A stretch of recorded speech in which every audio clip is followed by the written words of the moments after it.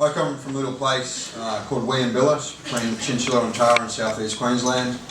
I actually used to hate coming to these things, but I actually like it now because it gets me away from home. It's a sad fact, but you know, I'll give you a bit of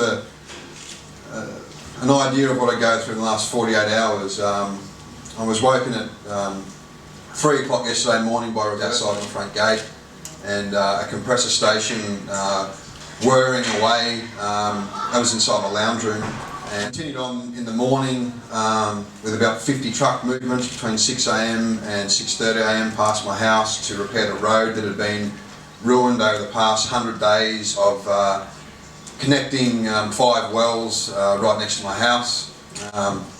Then I woke up at 4 a.m. this morning to come here, pretty pissed off.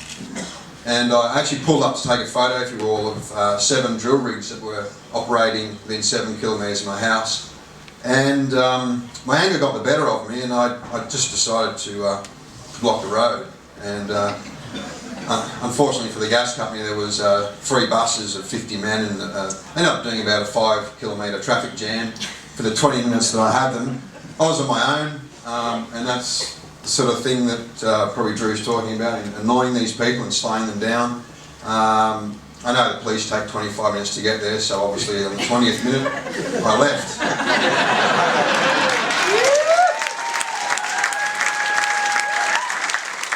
Needless to say, I did pass 2 police cars on the way into town.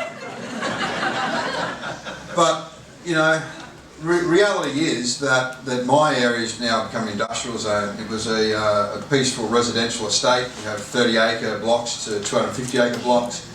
I've got 200 wells that surround me. I've got a compressor station that's 7 kilometres from my front door. The closest gas well is 1,540 metres from my front door. I have a pipeline about 300 metres from my front door. With the 200 wells, we've got another 800 to come over the next sort of 4 years. We're battling hard. We've had a good blockade that we had going. It started off very strong, and I see a lot of people that were here actually came up, and I thank you for that support, coming all out there to stand in front of those vehicles, and Libby and Drew, and obviously Justin here and Jeremy, who made the trip all out from Sydney to show their support for us out there.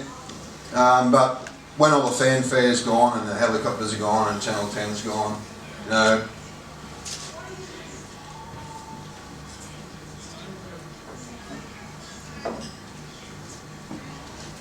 we're with you, Dayne.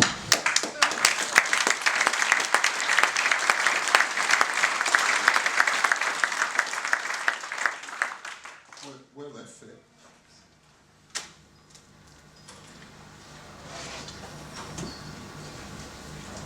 We're with you, mate. Don't worry about that. We're with you.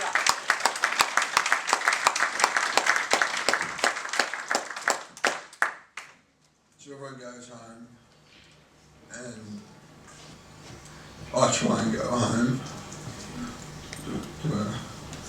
to a gas field. And that's why I love coming to these things, because I actually get to leave the gas field. And it's why, you know, we need your support. We really do.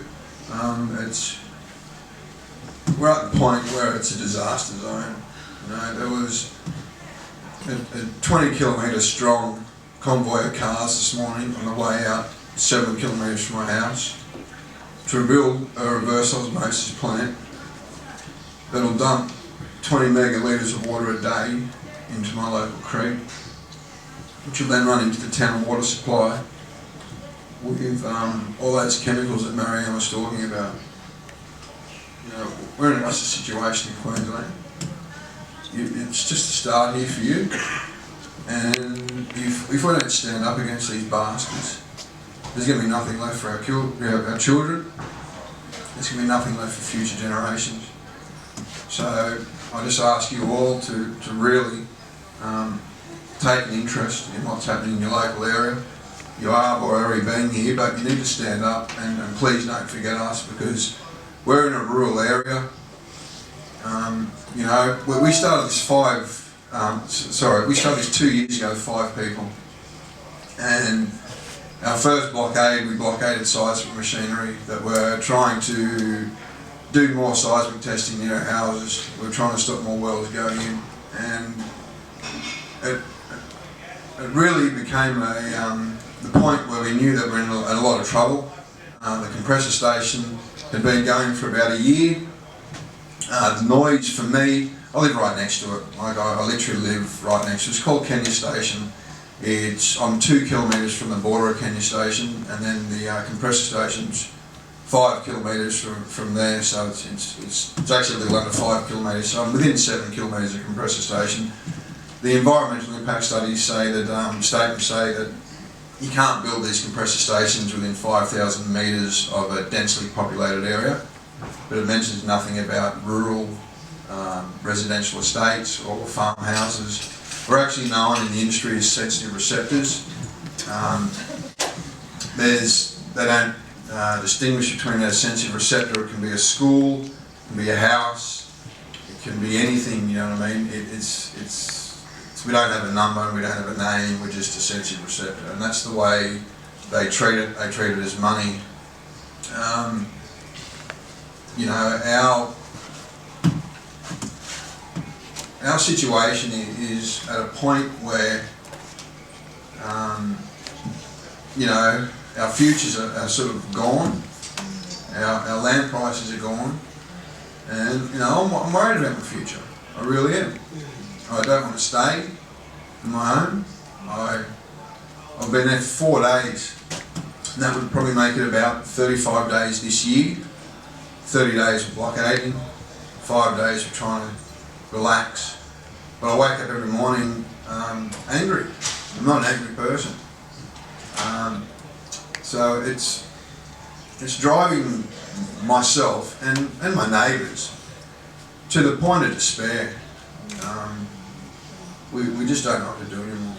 We rely on people like Drew and Luby and Justin and Mark and Mary Ann and, you know, guys like you guys to stand up, because if we don't make this the biggest social movement ever this country's seen, it will be the biggest disaster this country's ever seen.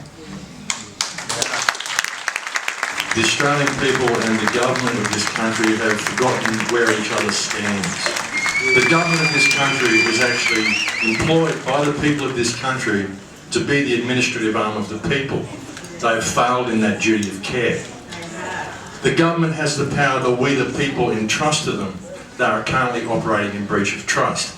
If they have done everything that Anne-Marie says and they have not done these water tests, then they should be required to show cause why the entire Australian government and every politician who supports coal seam gas mining should not be held for breach of trust and taken to the Hague and prosecuted for environmental crimes. That's the attitude that we need to have. We need to realise the position the government holds, and that is as the administrative arm of the people and nothing more.